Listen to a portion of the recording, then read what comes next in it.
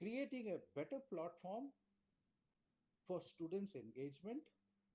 And when students are engaged and they have what you call in NEP the experiential learning, quite obviously the learning outcome would be much better. In other words, the present online teaching, content designing should be elevated to the next level using technology. This is a small model or small window, but technology is a vast ocean.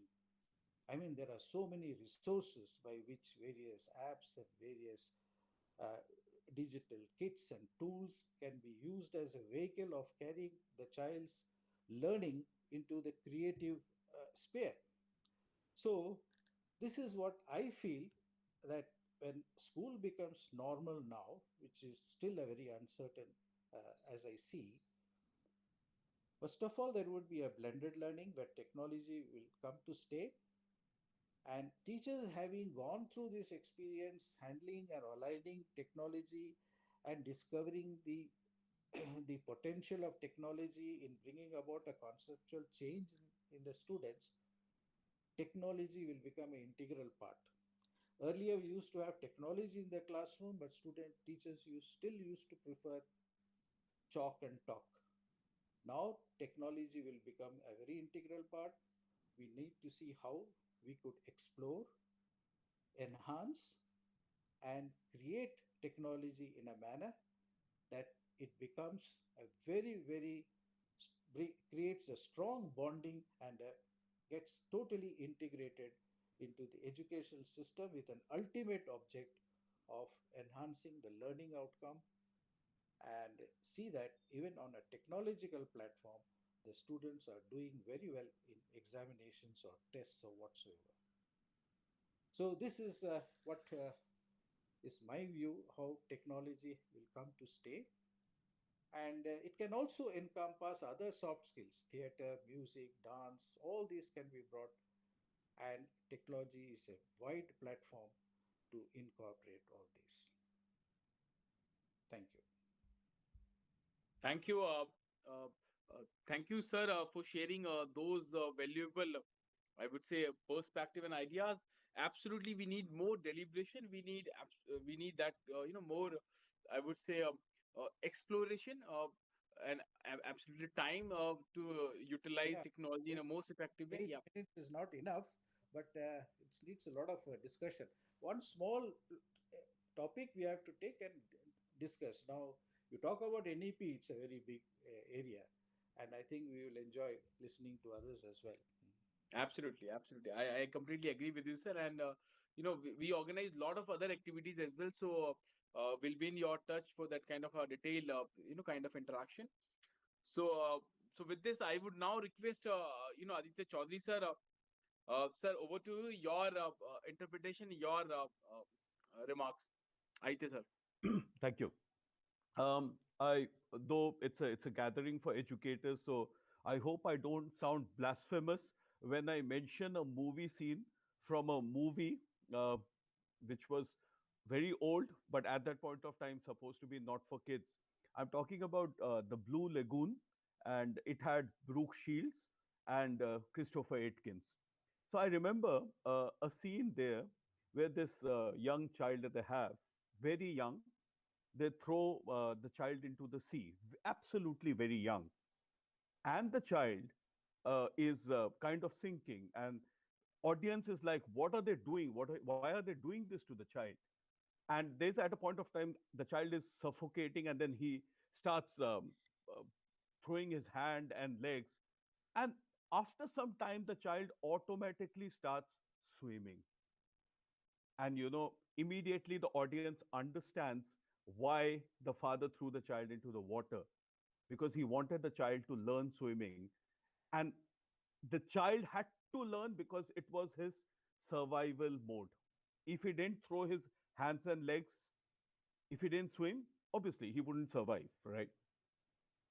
Why am I quoting this is because many educationists, Thangadurai sir has been leading schools for so long, many principals, many administrators on this platform, I'm sure they will agree to me when I say a year back, whenever we spoke about teachers training and we got excited about certain ideas, when we got digital classrooms in our classes, digital boards in our classes a few years back, every time we would sit in a board meeting and we would talk about bringing in change, bringing in technology, bringing in new stuff, experiential learning, and things.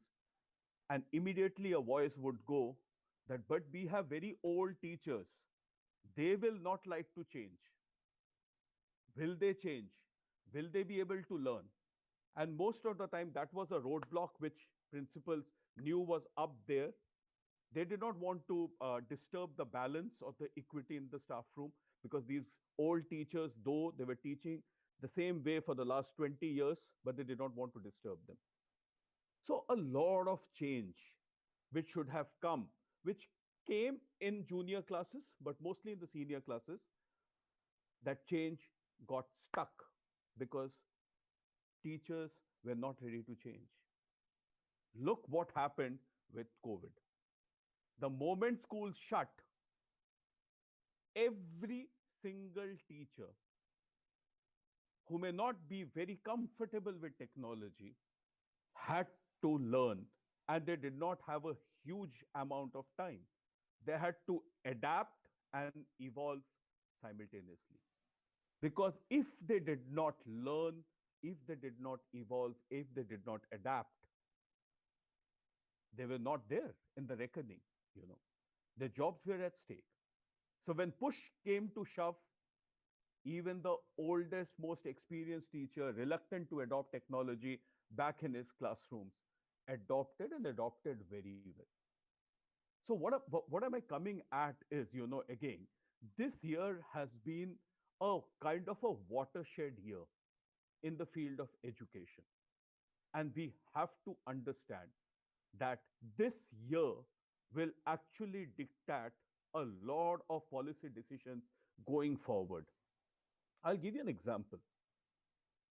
Again, all of us will agree that our computer syllabus now, if you pick them up from class 1 to 8, 1 to 10, when kids come back and start going to computer classes, they will feel, what are you teaching us? What are we teaching them? PowerPoint and Word and Excel? When today they're all talking about Peer Deck and Nearpod, and they're talking about Mentimeter, and they're making quizzes on Kahoot in a whisker. And what do we do that? Do we go back to PowerPoint? Do we go back to teaching them Word, or do we tell them ये window है and इस window में आप multiple windows खोल सकते हैं? They have been at it for the whole year. So education is at a crossroad, and we have to ensure that this is not let go of waste. And that is where I am very optimistic to your question, which you put up before we started the session, that yes, NEP is a fantastic document. Yes, it will have roadblocks. Yes, it will be tough at places to implement it. But does India have a choice today to not implement the NEP? Because we have seen a few years back, educational initiatives did a survey nationwide, and it was appalling to say the least that class 8 children actually could not do class 5 sums. Acer report was another mirror that was shown to the Indian educational fraternity and say, look, we are talking about education, but look at the state of education in the grassroots in our country across schools. As a teacher, as an educator, I'm so happy that people are talking about PISA once again. We all know a few years back when we last did PISA, it was a disaster. But I'm so happy that people in the decision making front are talking about bringing back PISA, because I read this lovely book called Cleverland by Lucy Crehans. And it is amazing to read how government after government in country after country have actually framed their educational policy based on the PISA test, because they got to know where the lacuna are. I hope something like this happens. But for all this to percolate down, you spoke about government schools and resources availability. For me, one very important aspect for all this to percolate down, for NEP to be implemented in its true spirit, is teachers. You know, you don't need fancy infrastructure. You don't need fancy resources. Simple stuff. I have seen, I'm sure all of you have seen Arvind Gupta and the kind of fantastic science experiments that he puts up. And I have seen teachers taking off from them and creating their own science experiments today, asking children to sit with equipments and stuff that they find in their kitchen and doing such wonderful science experiments to clear concepts. It is not always about investment in infrastructure, it is a mindset. And I hope and pray that everything that the NEP talks about, teachers' competency and teachers' training, actually bears fruit. It is difficult. The teacher population is huge. Number of trainers required will be huge in number, but I hope it happens and teachers are trained. Teachers are trained in identifying, recognizing, and nurturing the unique potential of every child. Thangadurai sir mentioned that children now don't have to be, Chetna Ma mentioned that children don't have to be apologetic for being an actor, or children don't have to be apologetic if they're a good dancer. But then teachers have to um, inspire them, push them to do well in their field. And that can only happen if teachers understand that each child is unique, each child has an innate talent, and it is his or her responsibility to bring out that talent. It is a teacher's responsibility. But a lot of times, what the teachers do is they put down those talents. तुम तो जाके cricket ही खेलो, तुमको maths पढ़ने की क्या जरूरत है? तुम तो जाके स्टेज पे नाचो रिपब्लिक डे के लिए, तुमको फिजिक्स पढ़ने की क्या जरूरत है? And what we are doing is we are killing from inside a child's talent. And probably he would have become the next Sachin Tendulkar, or he would have become one of the most fantastic dancers that India has known.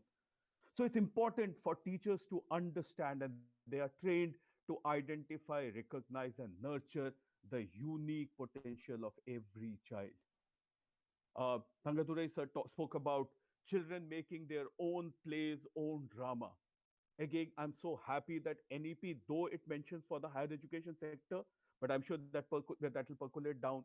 They speak about a multidisciplinary college in each district. Wow, fantastic. Where a child can pick up science and can do history, where a child can pick up commerce and have theater along with it. What a beautiful blend.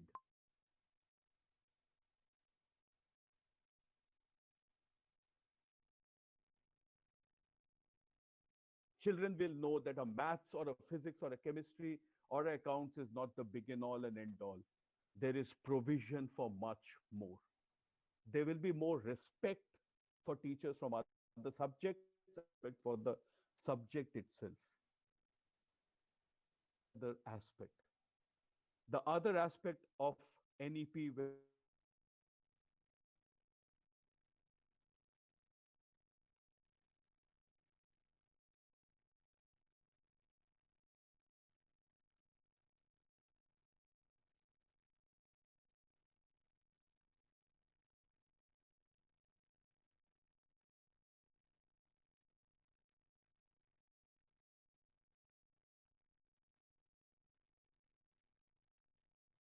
Aditya ji, your voice is not reaching out. Am I the only one? No, he's not audible. I think Yeah, some He's not. Aditya ji, you are not audible. I would request if you can either switch off your camera. That would help for the audio. You can try now. yeah, I'm We can see just your trying to screen. get. Yeah, it is better now, sir. Yeah, it is better now. Okay, okay. Am I audible now? Yes, yes, sir, you're audible. Okay. Great, thanks. So what I was saying was, again, I'm looking forward to what the NCRT comes up with terms of ECCE, a long neglected area. We had good schools who put in a lot of resources for their research and development in the nursery section, but there were a lot of schools had mushroomed either way. It had become a business proposition kind of. But what was the curriculum being taught, and was it uniform and age appropriate? I have seen a lot of schools doing very fancy stuffs in the name of ECCE, stuff which is meant for marketing, not for a child's age. It was not researched. So I'm happy that there will be specialized people putting their brains into letting us know what we should teach in which age stage. So that is something which I'm I'm looking forward to, and I'm absolutely very happy with NEP. The other thing I hope that breaks a taboo is local languages coming to the fore. Again, I come from an English medium school, making no bones about it. We start teaching children in English when they're at 3 and 4 and 5, because that's what the society wants and that's what we are actually dealing with. But tomorrow, if it becomes a norm that we teach, and English for us is not the L1, so it's a struggle for the child. He's been listening to another language back at home, and he comes to the school, and then he's all of a sudden bombarded with huge words because we want to teach in English. If it becomes a norm, if it becomes a way of nursery schooling, if the ECCE mandates that in those primary stages we teach in Indian languages, what better than a child being happy and not being pressurized into jabardasti learning a language? He will learn the English language as and when time comes, but let him at least enjoy. And when I say enjoy, again, the NEP talks about making learning stress free. The NEP talks about making learning joyful. I was reading the news the other day, and again, I wish it happens that all universities take a common aptitude test for admissions in undergraduate courses in central universities. And if it happens, it will be again a game changer, because today you have seen the mind boggling crazy cutoffs that Delhi University and other universities have, and the kind of stress a class 12 child is going through, because he is not just studying for passing the class 12 exam, he is actually studying and pushing himself so that he gets that elusive cutoff mark. If there is a common admission test, your logical thinking, your critical thinking, your language structure will come into fore. It will be a level playing field for everyone. A child who is not brilliant in academics but has got other dimensions will be in a position to crack a common admission test. So that is very important, very, very important. Again, technology has given an indication that education cannot be all about rote learning. Sir spoke about children making their own videos, children researching on their own, and coming back and presenting their research. They become good in communication, they become good in leadership, they become good in critical thinking, creative thinking. Brilliant. But here again, I have a rider. Till last year, phones, tabs, laptops were considered a taboo for children. Google doesn't know, we know as teachers. Today, children have the mobile phone in hand. They can Google information, they can sift through information, they can curate information. So tomorrow, when they come into my class, probably more prepared than me as a teacher. And when that stage comes, am I as a teacher ready to pitch myself up? Abhi tak sir showed the Bloom's taxonomy. Believe me, we as teachers were very comfortable in staying back in the remembering stage or knowledge stage, remembering stage, or maximum at the application stage. Today, we as teachers have to pitch our lesson at analyzing, evaluation, and creating. That takes research, that takes time. Are we ready to give so much of time to plan our lessons? Right. Fantastic. NEP mandates. So, you know, this is this is my viewpoint from where I come from as a teacher trainer. That teacher competency will rule. I'll just give an example to end, and I'm again something which gives me great satisfaction. Education World magazine, based out of Bangalore, every year they come up with the school rankings. 14 parameters. Each parameter has their own marks, but the highest mark in that analysis goes to teacher competency. And when I say teacher competency, it is not about whether you have a B.Ed degree and an M.Ed degree and how many have a B.Ed and M.Ed degree. It is about how many research papers, how many hours of training that you have put in. They have mandated 50 hours. Very good. More. How many hours of teacher training? How many workshops? How many seminars? Now, how many webinars? Make your portfolio presented, and that's how you get scored out of teacher competency.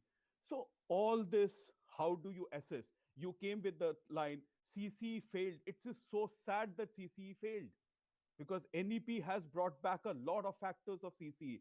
CCE failed because we teachers interpreted it wrongly. Formative assessment, which is the most important component of education, was interpreted wrongly. Today we are going back to it. So NEP, if it has to success, all schools, all policymakers have to lay stress on teacher competency building. No B.Ed classes will give you complete, well rounded, finished teachers. There has to be systems and procedures in the school which will groom teachers, train teachers, so that they take back to the class what the NEP envisages. Thank you so much. Thank you, Aditya sir. You talked about a lot of important parts. And one thing you said about technology, technology is like swimming. We need to prepare to get into the water. Water will learn swimming on our own. But if I just try to recall what the quote Thangadurai sir said, you know, technology is like that kind of a water, which teachers are pouring in, and they don't know whether they need to ride on the water or they need to swim in that water. They are building that road. So absolutely, there are many uncertain areas, but technology has been a saver for all of us, at least in last 1 year. Right. So we'll come back to you, Aditya sir and Thangodurai sir, with questions. And now I see that Ramesh and Thamsena sir joined us. Thamsena sir, do we have your presence now? I think okay, he is disconnected now. So I would now request Chetna ji. Chetna ji, over to you. Your interpretation on national education policy. Thank you, Dhanyavad.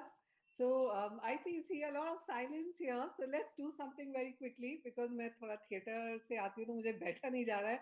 So very quickly, please, wherever you are, if you can unmute your mics and let's greet each other in our native languages, okay? On a count of 3, हम लोग unmute करेंगे. Or yes, 1, 2, 3, yes, come on, namaste. Namaskar, Namaste. namaskar. Namaste. Namaste, everyone. Yes, thank you. Thank you. Good to hear you all. Thank you. You can unmute. Thank you. So that was great to hear the energy. Well, it was amazing to hear Aditya ji and Thangorai sir, and I think most of it and I'm so glad there are school leaders who are speaking like this, because as theater people we struggle a lot with the school leaders कि theatre में budget कैसे डालें. Theatre artist को अगर maths की teacher को physics की teacher को सैलरी है, लेकिन theatre trainer is like an extra what do you say, the extra add-on, extra curricular. Yes, faculty. Yes, faculty. Yes, faculty. Yes, Deepkaji. That hurts a lot at times. Well, to start with, I think I'm going to start now at a very low note, a very sad note. That why? Because I work in the area of applied theater, which is different from what most of you probably would have looked theater as. And let me tell you, sadly, India has no university which offers this course. Very sad. Outside of India, there are many, many, many, many little larger courses of applied theatre. So that talks about where we are as a society in terms of looking at arts as somewhere absolutely down in the hierarchy. जो हमने blooms taxonomy जो हमने देखा, शायद अगर hierarchy of jobs बनाया जाए, I think it's somewhere down below. So it's time that maybe educationists and leaders like who we have today on our panel take this as a call, because this is a profession, and especially for people like me, it's my profession, it's my bread and butter. And Vinayak is here, he's going to talk about music, and we earn. So national education policy, if you look at, I'm going to come to it a little while, but I'm going to explain what we do. So applied theater is different from theater, but of course comes from the root word theater, and it was coined in the early 2000s in the USA. And before this, there was a lot of work happening in Brazil, in UK by Belgrade Theatre Company in 1962 and 65 in Britain. And so there was so applied theater works generally in non-traditional settings. So it doesn't work, you would see a play and आप देखते हैं कुछ play और आप घर आ जाते हैं, बात करते हैं. But applied theater works in areas like in prisons, in school, in classrooms, in museums, in rural setups where there are no schools. So people go there and teach through the medium of theater. This is happening in outside of our country too, and in India, it's gained its popularity since NST opened its theater in education wing, Sanskar Rangtoli, in the early 80s. So I'm glad that a great initiative by the government to kind of open such institutes. Or applied theater works in the area of psychosocial therapeutic model.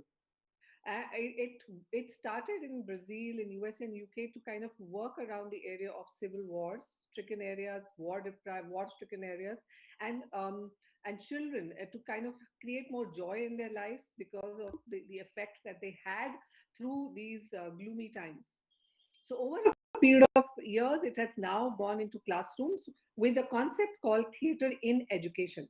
Highly worked in the area by Dorothy Heathcote, and in India, it's worked. A lot of people, theater artists, work in the area of theater in education, and we work a lot. For past, we've been working for 10 years in Mumbai with a lot of schools, and we are very happy to report that children go through our subject as a curriculum.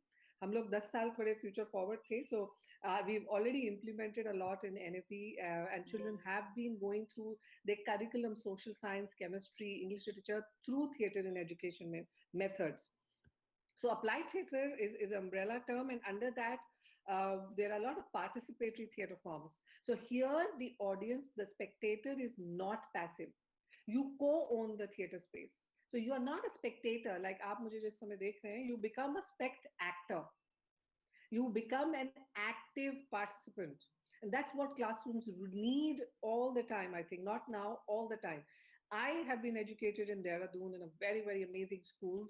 And I've had one of the best teachers who taught me Julius Caesar, taught me civics, geography through a lot of experiential learning back about 20, 25 years ago. And I think drama as by effect is a very active pedagogy. You can't be like relaxing when you're being in a drama session. So that's what exactly now coming to NEP is, of course, linking it to what the NEP 2020 after 36 years that we see. It's almost like a revolution. I feel like going on the streets and creating that Halla Bol that NEP has come, and with a group of theater artists and cultural artists to kind of congratulate each other that finally somebody's realized that there are no hard boundaries. If you see the point 4.4, 4.6, and 4.7 of NEP, it talks about experiential learning. It talks about arts integrated learning. NCRT has made it, in fact, a mandate, if I'm not wrong, you can correct me, that a child has to submit art-based report in order to download the roll number for grade 10. So I'm very glad that these AIL models, art integrated learning models, have been implemented. Well, of course, we all know that NEP is a set of policy which is according to a certain set of imaginative policies that the government has made as a collective, at a very collective level. And I look at it as also the constitutional, the spirit of justice, liberty, fraternity, and equality being translated. And today is a great day to speak about that, from what the Constitution holds to coming to from there to our classrooms. And I think in my organization, Rangbhumi, has worked a lot with teacher trainings in creating this aspect of Constitution, of which Constitution talks about empathy and critical citizenship to as pillars of a society, empathy, compassion, resilience, courage as pillars of the society. And I think theater does that brilliantly. Yes. um, Also, to look at that in the curriculum, if you see, NEP looks at pedagogy of how an institution must develop amongst students a sense of respect towards the fundamental duties and constitution values. And NEP is highly rooted in Indian culture. If you see, it also has a mandate of artists is in residence, like local artists who make maybe carpentry or pottery, to also teach children. Imagine a society where we are looking at no boundaries between a skill, or I don't even know what an unskilled is, because everybody is skilled in something. So children learning right from the people who have kind of maybe created that on their own, not from the vendor, but somebody's learning right there. I think that's the world where I think we go back to our ancient Gurukul system, where under the tree that children learn fresh air. They learn. I think the Howard Gardner's theory was implemented way back in our country too, where we have all sorts of learners, naturalistic, logical, or we did that in our country. To and also to look at now, NEP looks at how what Vygotsky looks at the constructivist model of learning is about active learning, where we look at a lot of doing learning, that how child learns first through inter and then moves on to intra psychology of the person, the person who he can or she can learn from. So I think theater does a similar thing. It is a very collective model, and there is a lot of co-peer and as they say, co-participant learning, co-actors learning, as spectators learning, as I may call it. And I've also borrowed a lot of work from Paulo Freire, who was an educationist way back in Brazil in the early 60s. He talked about the pedagogy of the oppressed, and he talks about how the he speaks about how we have made students an empty vessel, and each teacher comes and puts the juice, in the head, and say, chalo, ho gaya, abhi orange juice sabko pila do, khatam. So he says that to unpattern and demechanize this model, we need something called as an equal dialoguing opportunity.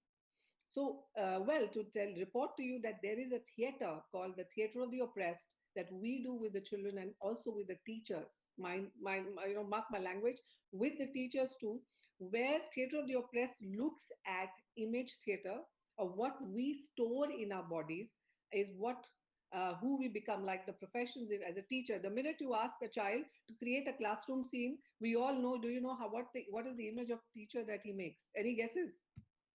हम बच्चे को जब theatre class में बोलते हैं एक teacher classroom का scene बनाइए, तो आपको क्या लगता है वो टीचर कैसे बनाता होगा अपने आप को? चल करके कुछ दिखा सकता है या बोल सकता है? और 100% बच्चे एक ही जैसा पोस्टर बनाते हैं टीचर का, वो ये है. There is none of them ever open their hands and say yes, all right, or this. So that is it. And we've been 10 years with many children, and classroom scene is always like this, or this. So what is this? Why is this hierarchy of fear of learning? So that is what Theatre of the Oppressed does, is we demechanize these patterns when children and teachers work together and create an equal dialoguing opportunity through a lot of theater modalities. One of them being image theater, which I just showed, is image. Image speaks for itself. Like I'm sure a lot of the educators here would know the picture superiority effect, where the image is remembered strongly than anything else. So it uses that a lot. And then we move on to dialoguing, adding text. So our work in applied theater is just not making children actors. I'm sure the child doesn't learn geography to be an archaeologist, or a child doesn't learn all his 12 years of English literature to become a writer, maybe some of them. So theater bhi hum log actor banne ke liye nahi padhate hain. Theater as applied theater means applying theater in everyday lives. आपकी critical thinking, empathy, compassion. And let me now report to you that we are all talking about I'll technology. request Chetna ji, please take one more minute because we had a time limit of 8 to 10 minutes. Yes, okay. So, yeah, please, one more minute to conclude. Yes, sure. And we are all talking about technology. I think technology is like a perpetual glue. Every civilization has some perpetual glue. कहीं civilization में myths होती हैं, कहीं stories होती हैं. हमारे civilization में ये technology है, and we will have to have a balance between the two. And let me report to you in the end that at Rangbhoomi, for us, technology has been a boon. Yes, theater we have been doing for past 10 months online, and we have connected to many schools and organization and groups outside of India, in UK, Spain, and our children have been performing online for groups outside of India. Yes, so this has been a very beautiful time for all of us, and children have created amazing theater shows online. And to wrap it up, that we want to share that we have recently done something called as theater in education with science. We've done workshop for teachers teaching chemistry, which is the reaction table, law of inertia, physics, chemistry through theater in education. I think we have, as Sir, I think Aditya ji said, that it's the teachers have to invest in them. We don't need infrastructure. We just had a Zoom call, a Google Meet, and we created a workshop on teaching chemistry, physics through theater. So I think the passion, the courage, the love will take us a lot forward. Thank you. Thank you, Chetna ji, for that.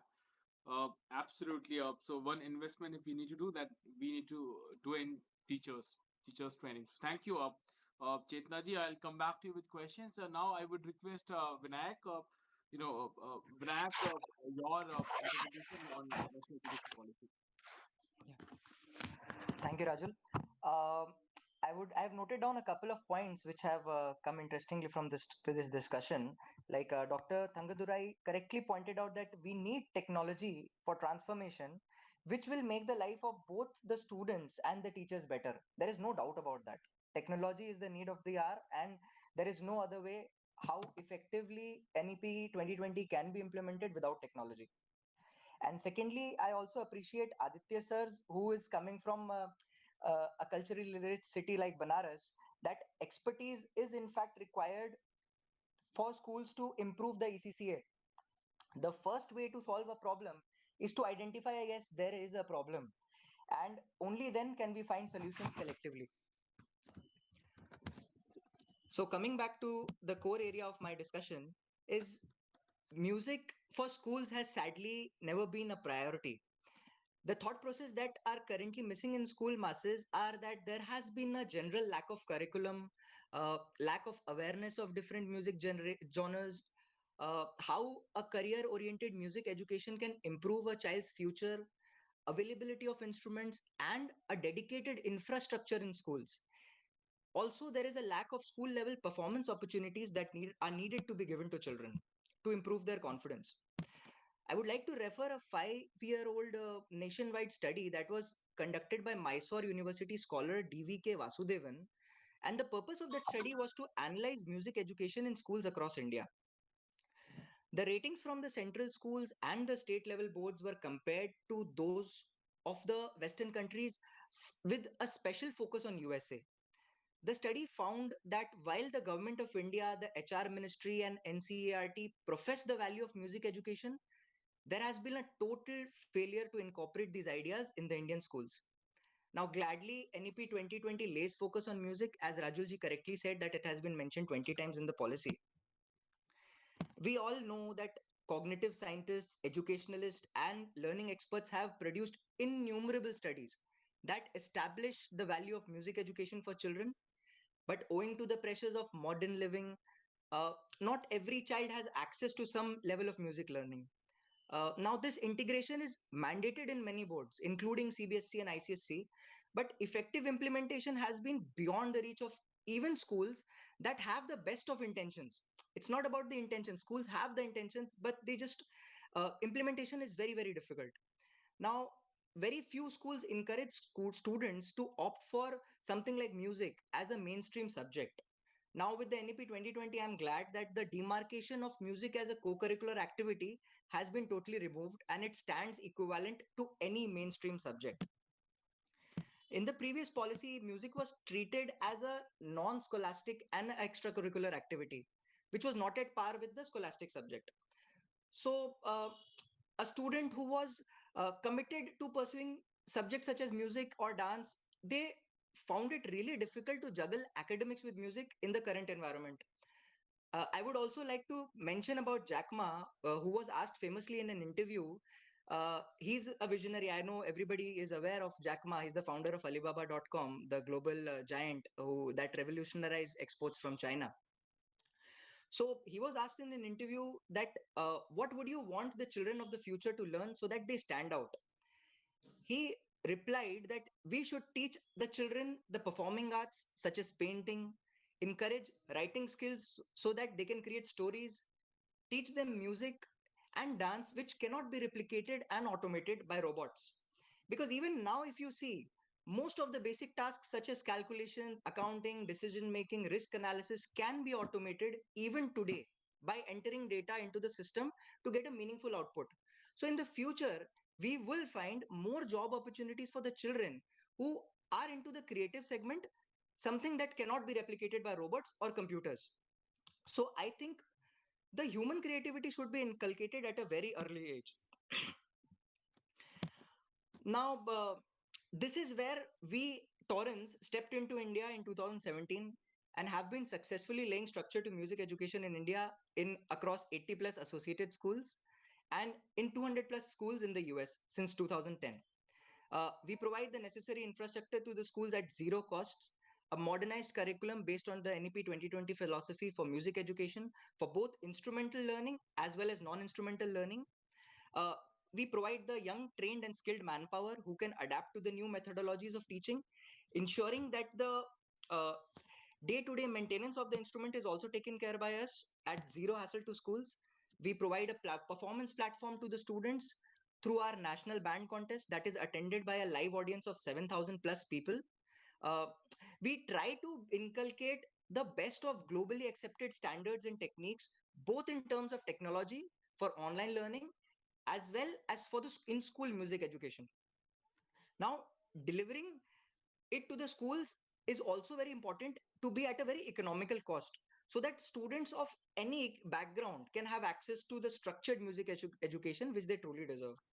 Uh, I believe, along with teaching the subjects for purely examination purposes, we need to teach the students confidence to excel as well. This can only be achieved by teaching them music and inculcating within them the ability to perform on stage as well as in real life. With that thought, I conclude my remarks on NEP 2020 and the need for structured music education. Thank you. Thank you, Vinayak, for that and for sharing how music certainly can increase the efficiency in journal. Thank you for that. And now I would request Mr. Nitin Nagpal. Nitinji, over to you. Your part, your interpretation on national education policy. Thank you, Rajul, and thanks everyone for being a part of such a wonderful session today. Uh, as Vinayak mentioned, and Rajul has said it over and over again, ki music को more than 20 times NEP में use किया गया है और हमारे आज के webinar में वर्ड टेक्नोलॉजी पता नहीं कितनी बार यूज हुआ है और अनफॉर्चुनेटली मुझे टेक्नोलॉजी के बारे में ही बात करनी है तो I will speak rather speak less and show more on the importance of a person's aptitude, personality, and interest while choosing a career, and how we can use the I'm very cautiously using the word psychology and technology to empower schools, parents, students, and teachers to help our students take a more informed decision in their career path. So, if you allow me to present my screen, I'll speak less and try to show more. क्योंकि मेरी आवाज बहुत अच्छी नहीं है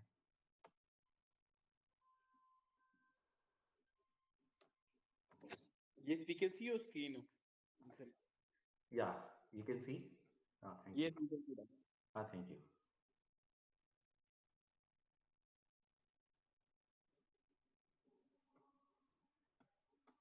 So, what is the importance of aptitude, personality, and interest? This short video gives the description of that. What makes a successful life? Why some people are happy, satisfied, and productive in their career, while others are not? happens that some people start on a career path and they enjoy it almost every day, while others start on a career path and down the line, 5 years, 7 years, they find that it is draining them up, it is draining their energy. What makes the difference? Scientists, especially the social scientists, have tried to find out the solution to this problem since ages. There is a recent study published last year which culminates 100 years of research into this area, what makes a successful career. And then it zeroes it down on three aspects. There are multiple aspects which actually influence the trajectory, the career path, but three things influence them in a big way. Number one is aptitude. Aptitude is the cognitive bent of the mind towards particular things. So there is verbal aptitude, numerical aptitude, abstract reasoning or abstract aptitude. There is mechanical aptitude, clerical aptitude, and so on. Then the second thing is interest. Interest is non-cognitive bent of mind towards either towards things or towards people, towards ideas, towards action.